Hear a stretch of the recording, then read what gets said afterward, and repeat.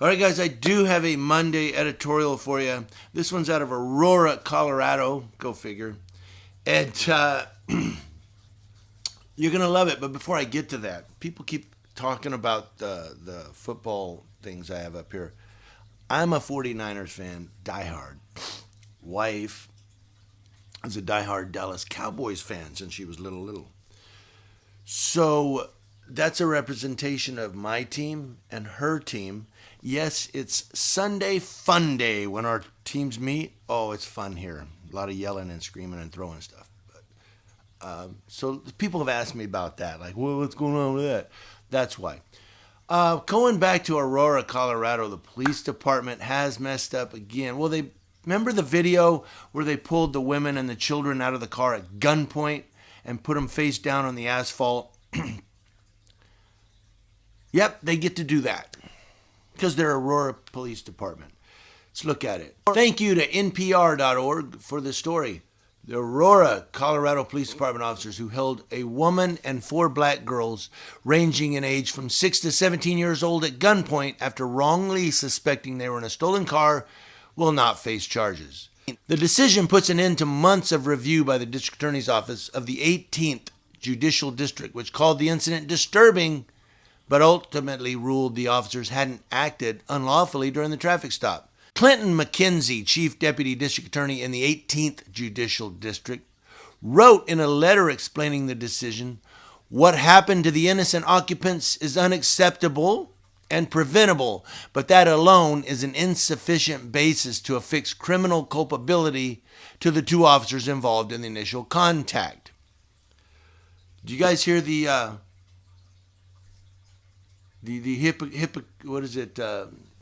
hypocritical statements there? Do you hear the opposing statement? Well, it was unacceptable, but they really didn't do anything wrong.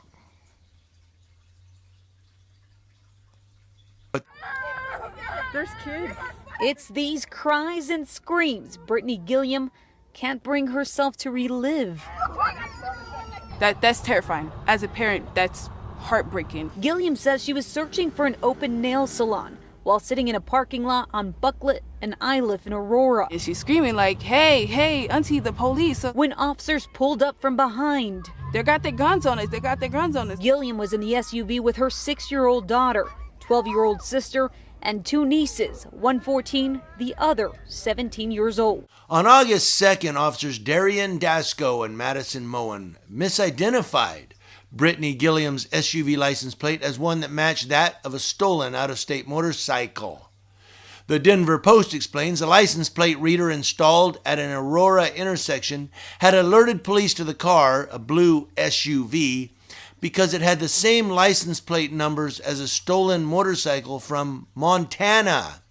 Officers failed to check whether the SUV matched the physical description of the stolen vehicle. You keep saying that a vehicle is stolen, but you haven't asked for a registration, a license, none of that.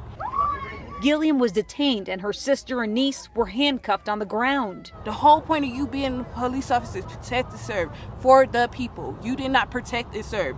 You put a gun on 4 kids. It turns out the stolen vehicle was actually a motorcycle, not Gilliam's SUV. Both vehicles share the plate number, but they were from different states. Now, some people may say, how could it have the same license plate? One is Montana, one is Colorado. Did they even check the state? The error turned what had been a fun trip to the nail salon into a traumatic, terrifying experience. Now, as they pulled into a parking lot, the officers pulled out their guns and ordered Gilliam and her 6-year-old daughter, as well as the woman's 12-year-old sister and 14 and 17-year-old nieces, out of the car.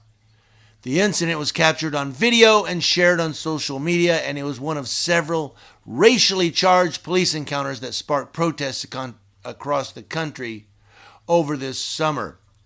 After 2 additional officers arrived on scene, they eventually realized their mistake and they proceeded to uncuff the children and Gilliam and apologized. On Friday, McKenzie said, "It is our hope, however, that Aurora Police Department will immediately undertake a review of their policies to try and ensure that nothing of this sort ever happens again." The Aurora Police Department declined to offer a statement to the NPR. Now, a spokeswoman told NPR they have an internal affairs investigation going on. Interim Police Chief Vanessa Wilson weighed in. So the mistake is that the officer was going off of what dispatch told them that it was confirmed. So he was acting in good faith that was confirmed. 2 officers apologized, but Gilliam says the damage is done. I don't accept the apology. No, I don't want to hear that apology. A traumatic situation, she says, changed her daughter's perception of police. I hate cops. That's exactly what she said. They had guns drawn on kids. Aurora police say it's part of their unwritten policy to pull a gun during a high-risk stop. At what point was it high risk when you just barely pulled your gun out? Gilliam is now calling for change. Get a new damn policy. But they said, we hope that they will immediately undertake a review of their policy to ensure nothing like this ever happens again. Is that the first time they've said that? No.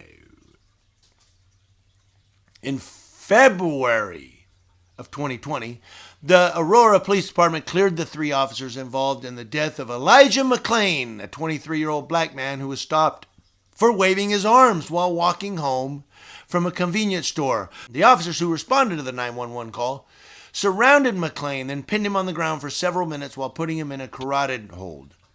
Much of the confrontation was captured on the officers' body cameras. Throughout it, McClain can be heard moaning, sobbing, repeating that it hurts, and pleading with the officers to stop. Stop. Stop. I have a right to stop you because you're being suspicious. What's your deal? Come on with him, okay? Okay. No, you don't need to be serious. Just grab your gun, dude. Stop, dude. All right. Just drive it right behind his ear if he fights, all right? Now, Aurora police insist they are not the ones who requested the use of ketamine. It was Aurora paramedics. McClain went into cardiac arrest on his way to the hospital. He died 6 days later. And according to an autopsy, the coroner could not determine how McClain died and wouldn't rule out homicide at the hands of Aurora PD, but added it may have been physical exertion.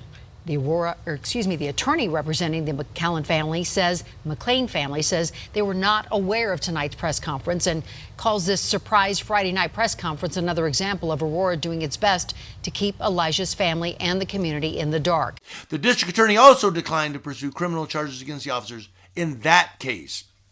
So the Aurora Police Department also had a sergeant, remember, who was drunk behind the wheel of the car, and they tried to cover him.